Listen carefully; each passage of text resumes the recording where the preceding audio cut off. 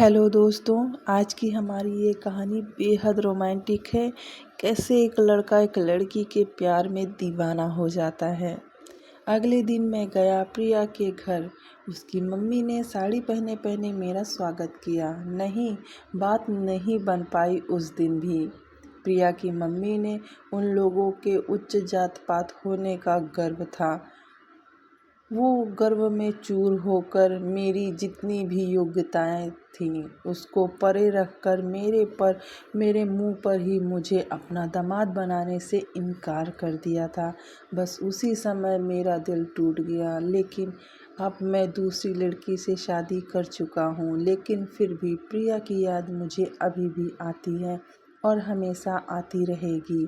मैं अपनी पत्नी से बहुत ज़्यादा प्यार करता हूँ, लेकिन फिर भी एक सवाल मेरे मन में हमेशा रहता है, क्या समाज में जात पात ज़्यादा ऊपर है? समाज की यह सीमा अगर ना होती तो प्रिया आज मेरी पत्नी होती।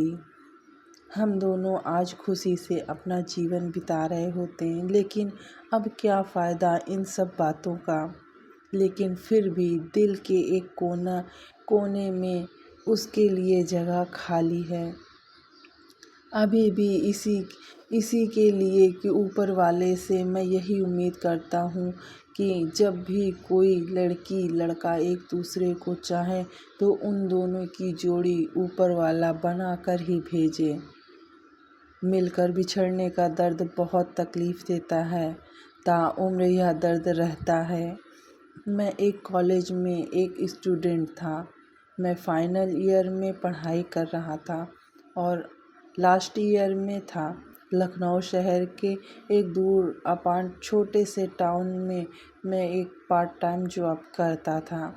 एक दिन अपने कॉलेज से घर लौटते समय कुछ लड़कियों के एक झुंड को हमारी बस में चढ़ते हुए देखा। उनमें से एक लड़की बेहद खूबसूरत थी। साधारण से कपड़ों में, सलवार सूट में, एक कंधे में बैग लगे हुए और एक हाथ में बहुत ही मोटी सी बुक लेकर वो जैसे ही अपना पहला पैर पायदान में रखी, उसे देखते ही मानो मेरा होश ही उड़ गए हों। थोड़ी देर बाद मेरी बगल वाली सीट खाली हुई तो उसकी एक सहेली ने उससे कहा, प्रिया तू जा वहाँ पर बैठ जा।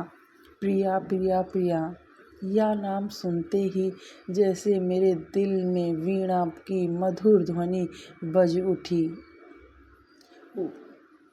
वह उस दिन बड़ी प्यार से बीच में हमारे दूरी बनाकर पास वाली सीट पर बैठी थी, ऐसा कि जरा भी उसका बदन मुझसे न छू सके।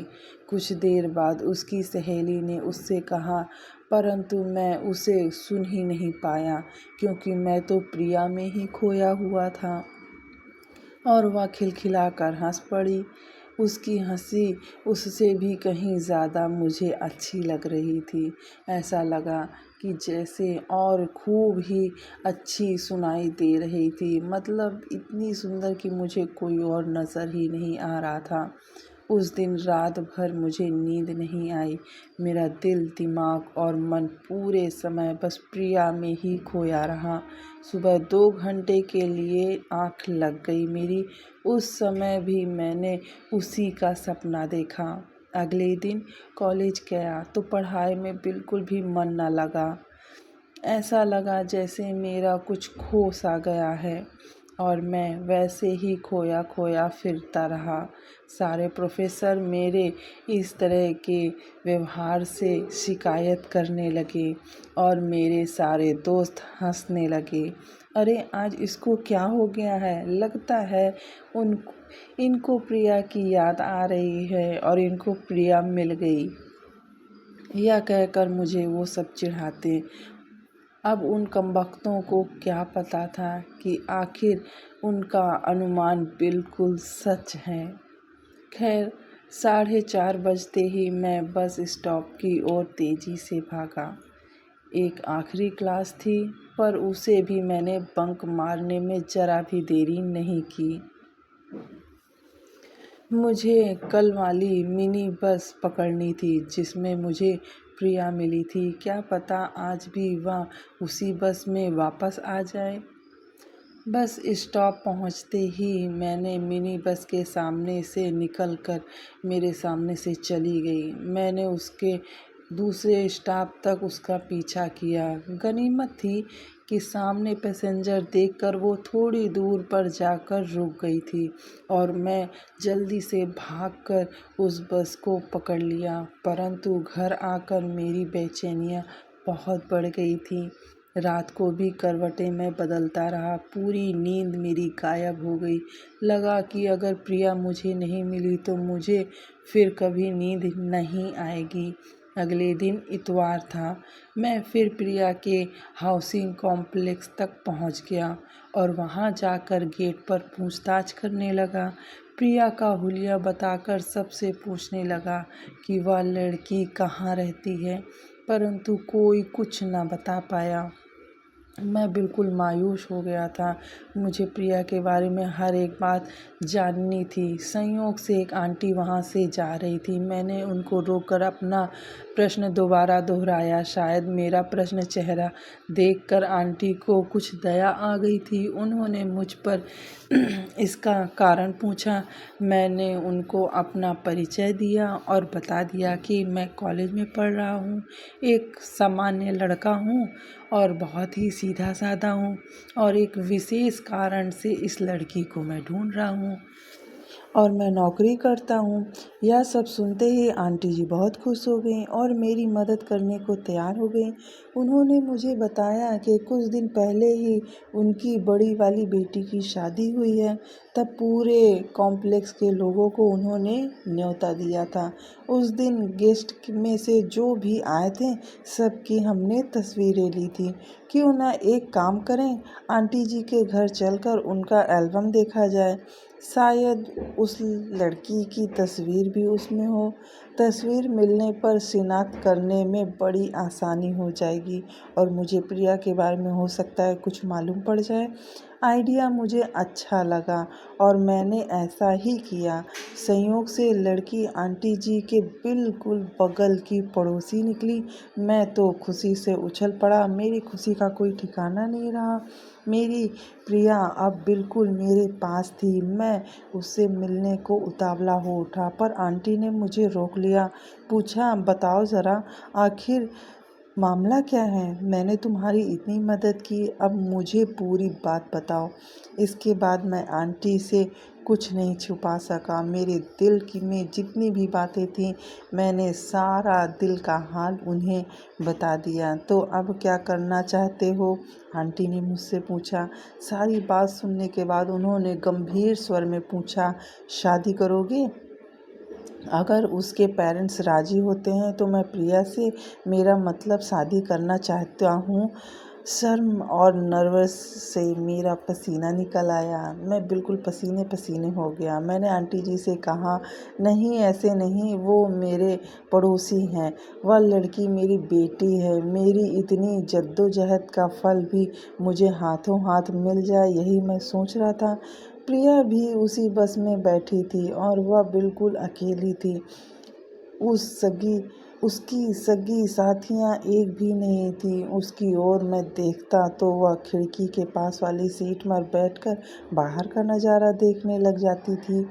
कॉलेज का स्टॉप आते ही उसकी पास वाली सीट खाली हो गई और मैं लपक कर जाकर उसके पास में बैठ गया। मेरे बैठते ही प्रिया ने अपना चेहरा इधर घुमाया और खिसक कर मेरे लिए उसने जगह बना दी। इसके बाद हम रोज़ यूं ही बस मिलते रहे।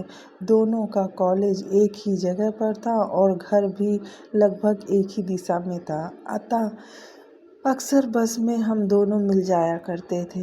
नहीं, आप लोग जैसा सोच रहे हैं वैसा बिल्कुल भी नहीं हुआ। हम लोग कभी बोले भी नहीं एक दूसरे से। मैं जिस ज़माने की बात कर रहा हूँ उस ज़माने में लड़के लड़कियाँ काफ़ी शर्मीले हुआ करते थे।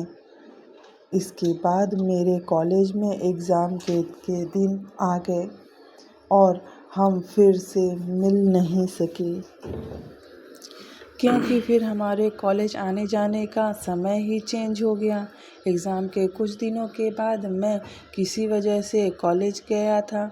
उसी दिन घर लौटते समय संयोग से बस में फिर से प्रिया मुझे मिल गई। मुझे बस उसे देखना ही इतना अच्छा लगता था कि मुझे उसके आगे कुछ सूझता ही नहीं था।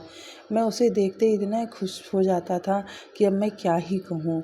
आज मुझसे रहा ही नहीं गया। मैंने सोचा कि चलकर देखा जाए कि ये कहाँ पर रहती है। फिर क्या था, मैं लगा उसका पीछा करने। उसके कॉलोनी के गेट तक पहुँच गया था। बस फिर आगे और जाने की मेरी हिम्मत ही नहीं पड़ी। वहीं से मैं लौट आया उसी दिन।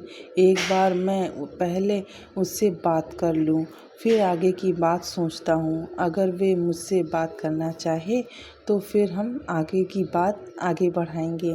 अपना फ़ोन नंबर छोड़कर जाऊँ, वैसे भी होगा क्या, मैं तुम्हें फ़ोन करके बताऊंगी। और मैं क्या करता। आंटी जी ने यही कहा कि बात मानकर उसी दिन घर चला आया। अगले दिन मैं गया था प्रिया के घर। उसकी मम्मी ने साड़ी पहनते पहनते मेरा स्वागत किया। बात नहीं बनी उस दिन भी। प्रिया की मम्मी ने उन लोगों के उच्च जात पात होने का बहुत ही ज़्यादा घमंड था, क्योंकि वो बहुत अच्छी जात की थी और मैं छोटे मिडिल क्लास का एक सामान्य सा लड़का था, मामूली सी जॉब करता था। तो इसीलिए मेरा उसकी मम्मी का दामाद होने का सपना उसी समय टूट गया और फिर मेरा दिल बिल्कुल मायूस हो गया। मैं दूसरी लड़की से शादी कर चुका हूँ, लेकिन फिर भी मेरे लिए प्रिया के लिए जो जगह है वो मैं कभी मिटा ही नहीं सकता। ताउम्र मेरे लिए ये जगह खाली ही रहेगी। मेरा प्यार अभी भी प्रिया के लिए जिंदा है। समाज में जात पात ज़्यादा ऊपर है। समाज की यह सीमा अगर ना होती तो प्रिया आज मेरे साथ होती। दोस्तों, यही होता है हमारी जो प्यार की ज़िंदगी होती है, ये इसीलिए अधूरी रह जाती है। कोई जात पात की वजह से, कभी धन दौलत की वजह से। होता यूँ है कि कोई किसी से मेल नहीं खाता और ये प्यार भी कमबख्त उसी से ही होता है जो कि हमसे मेल ना खाता हो। बेमेल का हमारा ये प्यार हो जाता है। हम किसी को भी देखते हैं, बस उसे देखते ही रह जाते हैं। ज़बान से कुछ निकल ही नहीं पाता है, बस दिमाग हमारा घूमता रहता है। चौबीसों घंटे उसी इंसान के बारे में सोचते रहते हैं और ये मन में जो रखा हुआ प्यार होता है वो इतना ज़्यादा कॉन्फिडेंस होता है, लेकिन जब सामने से हमारे इनकार आ जाता है तो हमारी सारी उम्मीदें और दिल बिल्कुल टूट कर बिल्कुल चूर हो जाता है। तो ऐसी ही कहानी के लिए हमें फॉलो ज़रूर करें।